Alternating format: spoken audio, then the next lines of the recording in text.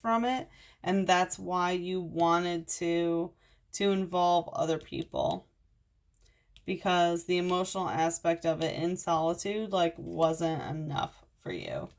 And Wheel of Fortune, you felt like this was a cycle that was coming full circle. Like, you felt very lucky that you had the opportunity to do this, that you had the opportunity to put yourself out there, and enact your fantasies. But even though, like, what I'm honestly feeling right now is that you expressed the fantasy like, oh, I want to try this, and you gave it a blanket statement, but you didn't actually express what you wanted, like, in detail. You know, you were acting the fool of giving a blanket statement, and you didn't really explain fully, but you still put yourself out there. And that's why emotionally you weren't in abundance of like why you didn't really feel it heavy on the emotional realm, but you were glad not to just, you know, be in dull activity. But you felt fortunate that you had this opportunity, and also it moved forward. Like the Wheel of Fortune, it definitely happened.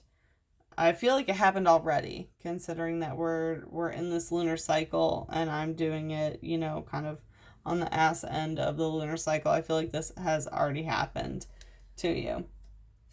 And Strength. Well, this is your card. You know, Nine of Wands, Strength. So, um, yeah, I mean, it took a lot of your energy to go through with it. And I think that it's because you didn't communicate your physical needs that it took a lot of this strength to move it forward. And maybe you were even the perpetuator of this, possibly.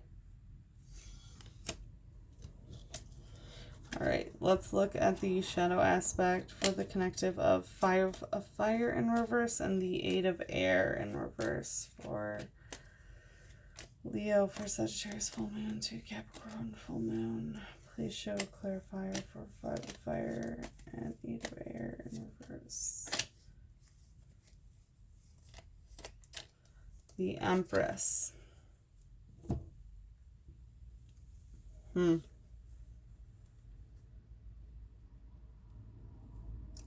So connecting this Five of Fire energy of either one, not feeling sexually overwhelmed, or two, not enjoying feeling sexually overwhelmed, which honestly is kind of what I'm getting, is it's possible that whatever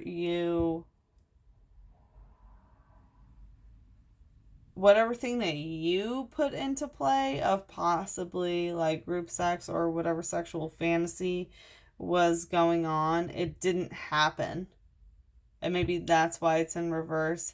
And that's why the connective is your own fantasy. And that's why putting yourself out there is in the darkness and you didn't really fully explain yourself. So it's possibly that like you might have met a sexual explorer who was willing to explore, but the only thing they gave you was an emotional offering, and you ended up, you know, kind of like by yourself, putting yourself out there, and it ends up being like masturbatory energy anyway.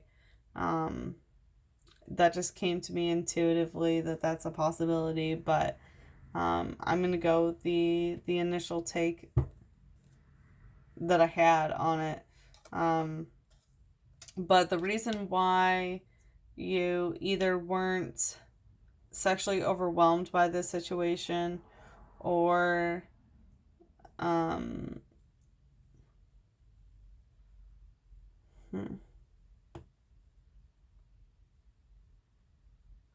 sorry, I'm contemplating for a little bit about this reverse energy here.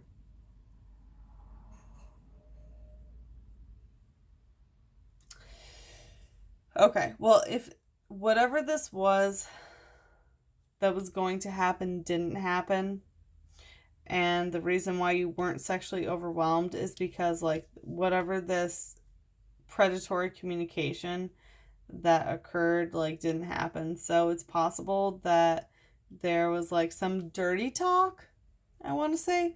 Maybe that didn't happen.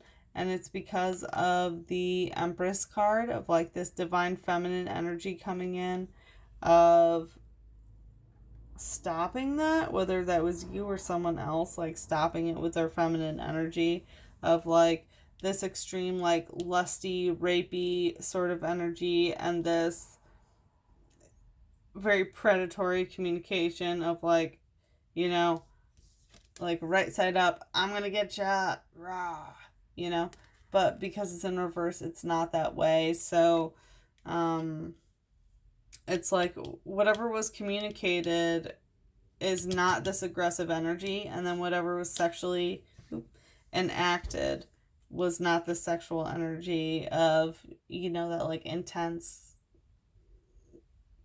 overly masculine, I want to say, or testosterone laden perhaps. Like this energy really overpowered this area of the spread. And it's because the Empress, because the divine feminine really stepped in. So that's that. And I'll leave it at that. Sorry, Leo, your spread is becoming pretty long. I'm sorry for being so long-winded. Okay, so to connect the Knight of Earth in reverse and the Priestess in reverse, please connect the Knight of Earth and the Priestess in reverse. Please show us the connective energy between the Nine of Earth and the Priestess in reverse. Please show us the connective energy for Leo, for love, sex, and romance, for Sagittarius full moon, Capricorn full moon. Okay. We had 3 that popped out. So, Nine of Earth in reverse and Priestess in reverse. The first one to pop up was the Five of Cups in reverse, disappointment. So, even though, like, there was not, like, physically things went the way that they were supposed to go. You know, like, there was no physical surprises about it, or, like, there was nothing was physically out of place. That's the phrase I want to keep using. Like, physically, nothing was out of place. It looks like maybe it wasn't communicated fully, but yeah, physically nothing was out of place, but secrets were not revealed. Okay. But there was no emotional disappointment about this. So whoever had this emotional investment, maybe the Knight of Cups, who gave this emotional offering, like they're either you didn't accept this emotional offering or someone else didn't accept this from you if you're the Knight of Cups, but there was no emotional disappointment in whatever happened. It seems like a purely sexual letdown. Okay, so it doesn't look like much emotionally was invested. Especially in whatever the secret was. Yeah, okay. Yeah, here we go. Knight of Cups. Once again, Knight of Cups. So, Knight of Cups in reverse. Yeah, whatever this emotional disappointment that happened, it was about this emotional offering that had to do with the sexual. And I feel like that's what was wrong with this sexual energy up here, was because it was only emotional offering. It wasn't actually a sexual thing that was going on. Someone was just making an emotional offering. And even though, like, there was nothing was physically out of place, which made it not a physical disappointment, because it seems like someone didn't really take this emotional situation seriously, this emotional offering. And then the Two of Pentacles change. So,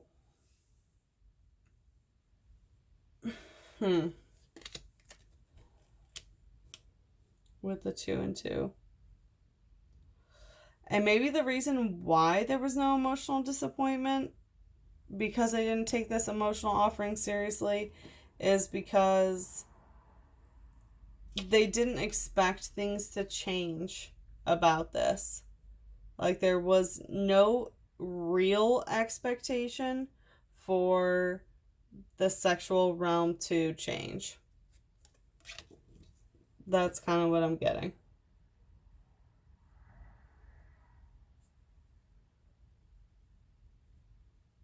And it could also be that the change, if there was change that was expected, it would have been in the physical realm and not the emotional realm, and that's why this emotional offering really wasn't taken seriously.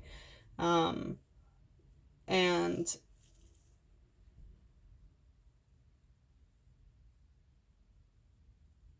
and change in the physical realm did not occur because there is like something still hidden.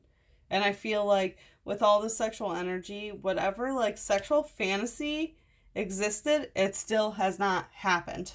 It has not physically manifested with you guys.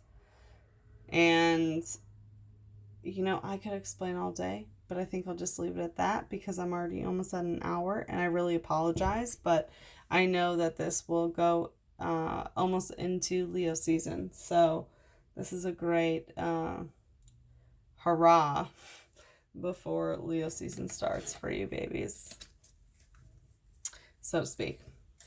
Okay, wow, Leo. Sorry I've been so long winded, but there was a lot here and it's very sexual. And I hope that you're exploring. I hope you're having fun and doing whatever you're doing. I'm not really sure. There's some emotional offerings being rejected here and being played the fool. All right. Well, I will tell you that during the pre-shuffle, when I was shuffling this deck, I had one pop out that said, love has no limits and no regards. And I feel like already in your pre-shuffle, that's kind of like showing what's going on, that love has no limits and no regards. And I feel like that's applying to the sexual aspect of whatever the hell is going on with you guys. But let's see, what does Leo collective angels have to say for sex, love, and romance? What do the angels have to say for Leo for this lunar cycle, sex, love, and romance? All right, you guys have 2 messages.